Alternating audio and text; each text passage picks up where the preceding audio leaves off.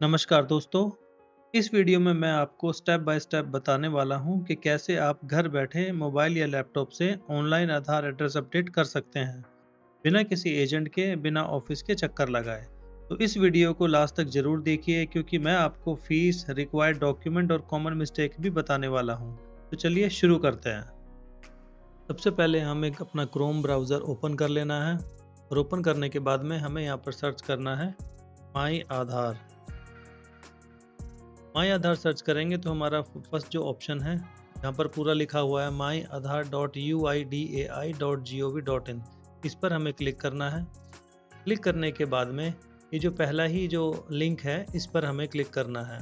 तो इस तरीके से हमारे सामने एक वेब पेज ओपन हो जाएगा और यहाँ पर हमें बहुत सारी सर्विसेज हैं जो देखने को हमें मिलती हैं, जहाँ से हम अपना डाउनलोड आधार कर सकते हैं, रिट्रीव आधार कर सकते हैं। इसी तरीके से बहुत सारी सर्विसेज हैं जो हम यूज़ कर सकते हैं। लेकिन हमें अपना एड्रेस अपडेट करना है, तो एड्रेस अपडेट करने के लिए हमें लॉगिन करना पड़ेगा। तो यहाँ पर ऑप्शन दिया है लॉगिन विद आधार OTP।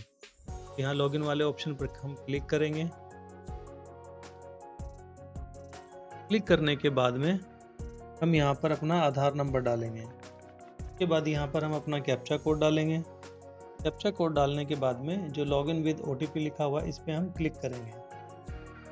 इस बात का ध्यान रखिएगा, जो भी आपके आधार कार्ड में नंबर लिंक है OTP उसी नंबर पर जाएगा और जो OTP आपको रिसीव होगा वो आपको यहाँ पर एंटर करना है। लॉगिन करने के बाद में आपको यहाँ पर भी बहुत सारी सर्विसेज हैं जो आपको देखने के लिए मिलेंगी, जिसमें एड्रेस अपडेट, डाउनलोड आधार, ऑर्डर आधार, PVC, ये सारी चीज़ें हैं जो आप एक बार आप देख सकते हैं अगर आपकी ज़रूरत की हैं तो। लेकिन हमें अपना यहाँ पर एड्रेस अपडेट करना है और एड्रेस अपडेट करने के लिए हम यहाँ पर एड्रेस अपडेट वाले कॉलम पर क्लिक करेंगे।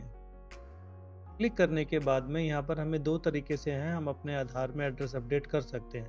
पहला है update address using your document और दूसरा है family member based address update.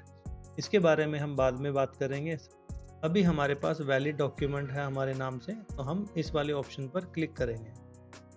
Click करने से पहले अगर आप थोड़ा सा स्क्रॉल डाउन करेंगे तो यहाँ पर आधार का पूरा प्रोसेस समझाया हुआ है, जो हमारी फ़ीस कितनी लगेगी और इसमें जो प्रोसेसिंग टाइम है कितना लगेगा। यूजुअली जो आधार अपडेट है वो हफ्ते के अंदर हो जाता है यहाँ पर, लेकिन मैक्सिमम टाइम जो है वो 30 डेज़ का लिखा हुआ है। अब हमें फर्स्ट वाले कॉलम पर क्लिक करना है। क्लिक करने के बाद में हमें यहाँ पर 4 तरीके की डिटेल्स वाले कॉलम हमें यहाँ पर दिखाई देंगे, जिसमें से 3 जो कॉलम हैं ये हाइड किए हुए हैं, जिनको हम यूज़ नहीं कर सकते। इसमें कि हमारा नाम वाला कॉलम है, डेट ऑफ बर्थ वाला है, जेंडर वाला है। इन्हीं के सामने जो है इनकी एक लिमिट भी बताई हुई है हमें कि जो नाम जो है हम 2 बार अपडेट करा सकते हैं, डेट ऑफ बर्थ 1 बार करा सकते हैं, जेंडर है वो 1 बार करा सकते हैं। एड्रेस की कोई लिमिट नहीं है। तो हम एड्रेस वाले कॉलम पर क्लिक करेंगे और प्रोसीड टू अपडेट आधार, यहाँ पर हम क्लिक करने के बाद में इस तरीके से हमारे सामने एक वेब पेज ओपन हो जाएगा। इस वेब पेज पर हमारे जो करंट जो एड्रेस डिटेल है वो हमें मेंशन की हुई है यहाँ पर, जो हमारा अभी प्रेजेंटली आधार कार्ड में एड्रेस चल रहा है। और नीचे जाएंगे तो हम यहाँ पर डिटेल्स टू बी अपडेटेड करके एक ऑप्शन होगा, जहाँ पर हमें नया जो एड्रेस है वो मेंशन करना है। तो यहाँ पर हमें सबसे पहले जो दिखाया हुआ है फर्स्ट कॉलम में हाउस, बिल्डिंग, अपार्टमेंट डिटेल, वो हमें यहाँ पर मेंशन करनी है। जो भी आपका हाउस नंबर है वो आपको डालना है। अगर यहाँ पर स्ट्रीट, रोड, लेन जो भी आप लगाना चाहते हैं वो आप लगा सकते हैं। आपका एरिया क्या पड़ता है, या लोकेलिटी पड़ता है, या सेक्टर पड़ता है, वो आपको यहाँ पर मेंशन करना है। अगर आपके एड्रेस में कोई लैंडमार्क है तो लैंडमार्क आप यहाँ पर दे सकते हैं और यहाँ पर आपको अपना जो सही पिन कोड है वो यहाँ पर मेंशन करना है। पिन कोड डालने के बाद में आपका स्टेट और डिस्ट्रिक्ट ये ऑटोमेटिकली ही उठा लेगा, लेकिन आपको विलेज, टाउन और सिटी ये आपको चूज़ करना है। विलेज और टाउन, सिटी चूज़ करने के बाद में पोस्ट ऑफिस भी ये बाय डिफ़ॉल्ट अपने आप ही उठा लेगा, लेकिन कई बार है ये कई पोस्ट ऑफिस यहाँ पर दिखा देता था। जो भी पोस्ट ऑफिस आपका पड़ता है उसको आप चूज़ कर सकते हैं।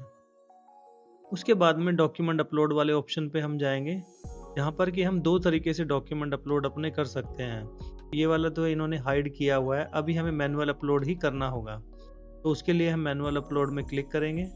क्लिक करने के बाद में इस तरीके का एक हमारे पास पॉपअप पेज ओपन होगा और जिसमें कि डॉक्यूमेंट क्वालिटी स्पेसिफिकेशन करके हमें बताया हुआ है कि हमारा जो डॉक्यूमेंट है वो किस तरीके का होना चाहिए। तो ये सभी चीज़ें आप पढ़ सकते हैं। के बाद में हम इसको एक्सेप्ट कर देंगे। एक्सेप्ट करने के बाद में यहाँ पर सिलेक्ट वैलिड सपोर्टिंग डॉक्यूमेंट करके हैं, इस पर हम क्लिक करेंगे। यहाँ पर हमें बहुत सारे डॉक्यूमेंट्स के ऑप्शन मिल जाते हैं, तो जो भी आपके पास वैलिड डॉक्यूमेंट है उस डॉक्यूमेंट को आपको यहाँ से सिलेक्ट करना है। हमारे पास वोटर आईडी कार्ड है, तो हम वोटर आईडी कार्ड पर क्लिक करेंगे। क्लिक करने के बाद में यहाँ पर एक और पॉपअप जो है पेज ओपन हो जाता है। यहाँ पर लिखा हुआ है कि the voter ID card must have name and address of the resident. मतलब जो भी डॉक्यूमेंट आप अपने आधार एड्रेस अपडेट के लिए लगा रहे हैं उसमें आपका नाम और एड्रेस होना चाहिए। इसको हम एक्सेप्ट कर देंगे।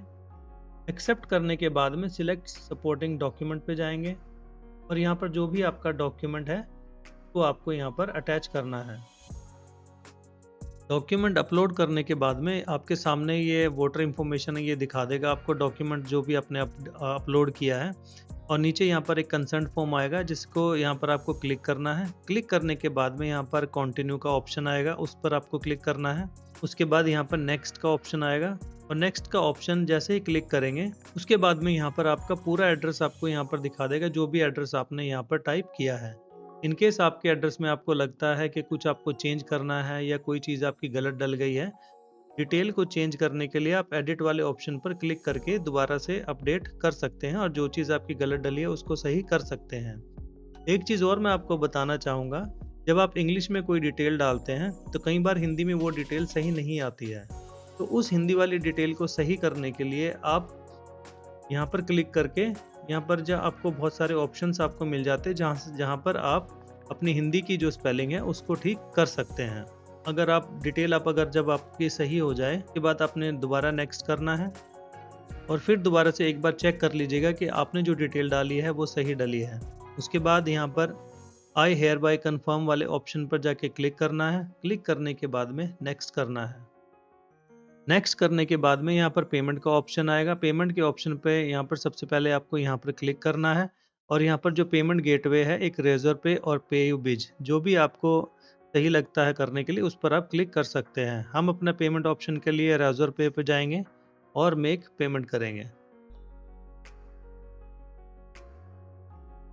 मेक पेमेंट होने के बाद में यहाँ पर आपको बहुत सारे ऑप्शंस जो है आपके सामने आ जाते हैं। आप यूपीआई से भी पेमेंट कर सकते हैं, आप चाहें तो कार्ड से भी कर सकते हैं, नेट बैंकिंग से करना चाहते हैं तो वो भी कर सकते हैं और वॉलेट से करना चाहें तो वो भी कर सकते हैं।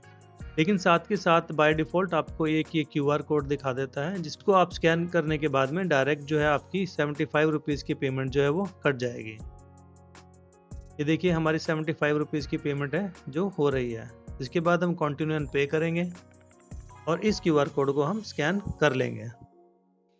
क्यूआर कोड स्कैन करने के बाद कुछ ही सेकंड में आपकी पेमेंट सक्सेसफुल हो जाएगी और सक्सेसफुल पेमेंट के बाद आप अपनी एक्नॉलेजमेंट स्लिप डाउनलोड कर सकते हो फ्यूचर रेफरेंस के लिए।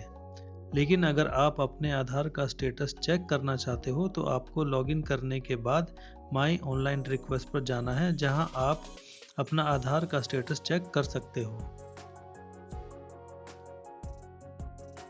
तो दोस्तों इस तरह से आप घर बैठे अपने आधार कार्ड में एड्रेस अपडेट कर सकते हैं। अगर वीडियो हेल्पफुल लगी हो तो लाइक ज़रूर करें और अगर आपको आधार, पैन, ड्राइविंग लाइसेंस या किसी और गवर्नमेंट सर्विस पर स्टेप बाय स्टेप गाइड चाहिए तो चैनल को सब्सक्राइब करना बिल्कुल ना भूलें। तो मिलते हैं नेक्स्ट इंफॉर्मेटिव वीडियो में। जय हिंद।